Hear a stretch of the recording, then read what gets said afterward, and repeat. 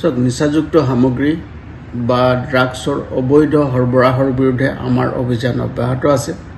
আৰু এই অভিযানৰ অংশস্বৰূপে আজি ৰাতিপুৱাই আমি এটা বিশেষ সূত্ৰ পম খেদি এটা অভিযান আৰম্ভ কৰিছিলো আৰু কচুধৰম পুলিচ ষ্টেচনৰ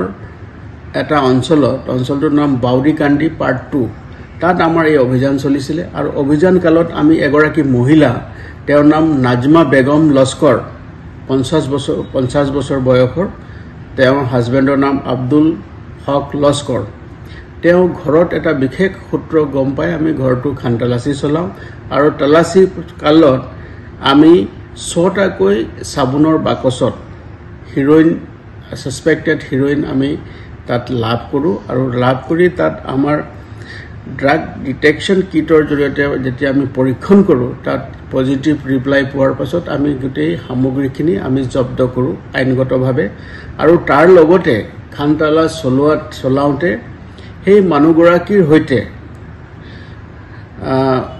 প্ৰায় 16.5 লাখ টকা আমি নগদ ধন আমি তেওঁৰ পৰা আমি উদ্ধাৰ কৰিবলৈ সক্ষম হৈছো আৰু বহুদিন ধৰি আমাৰ এটা খবৰ আছিল যে এগৰাকী মহিলা এই অঞ্চলত বহুত কিছুমান অবৈধ নিচাযুক্ত সামগ্ৰীৰ ব্যৱসায় কৰি আছে গতিকে সেই সূত্ৰে পম খেদি আমি অভিযান কৰিছিলো আৰু অভিযান কালতে আমি গোটেইখিনি সামগ্ৰী জব্দ কৰিবলৈ সক্ষম হলো আৰু এই জব্দকৃত যি সামগ্ৰী আছে এই জব্দকৃত সামগ্ৰীখিনি আনুমানিক বজাৰ মূল্য চুৰাং বজাৰত মূল্য হ'ব প্ৰায় 50 লাখ টকা গতিকে আমি আইনমতে যিখিনি আমি কৰিবলগীয়া কাম তেনেকে সামগ্ৰীখিনি আমি সিজ কৰিছো আৰু সিজ কৰাৰ লগে লগে তাত ইন্ডিপেন্ডেন্ট উইটনেছৰ সন্মুখত আমি গোটেই সামগ্ৰীখিনি জব্দ কৰিছো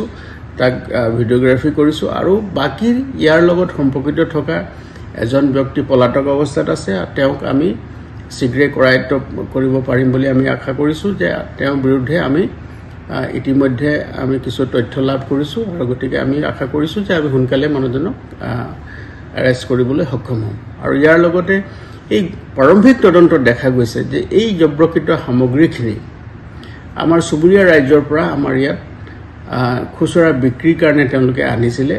আৰু তাৰ পৰা তেওঁ সেই অঞ্চলটোত গোটেই অঞ্চলটোত এই বিক্ৰী কৰি থাকে অসমৰ মাননীয় মুখ্যমন্ত্ৰী ডাঙৰীয়াই কৈছে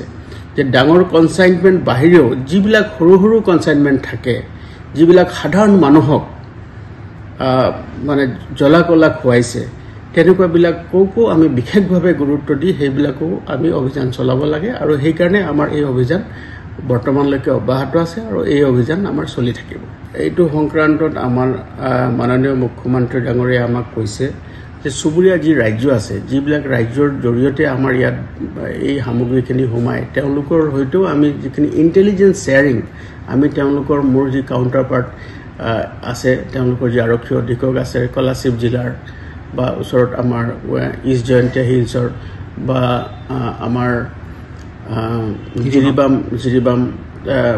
আৰক্ষী অধীক্ষক সকলো লগতে আমাৰ মাজে মাজে সেই সংক্ৰান্ত ইন্টেলিজেন্স শেয়াৰিং আমাৰ বৈঠক হৈ থাকে আৰু তেওঁলোকৰ জৰিয়তেও আমি যিখিনি খবৰ পাওঁ তেওঁলোকৰ তাত কিবা থাকিলে আমি তেওঁলোকক জনাওঁ আৰু তেওঁলোকে আমাক এই খবৰ পাতিবিলাক দিয়ে আৰু সেইমতে এই এটা অভিযান আমাৰ চলি আছে আৰু এই যিখিনি সামগ্ৰী সৰবৰাহ হয় সেইখিনি লগত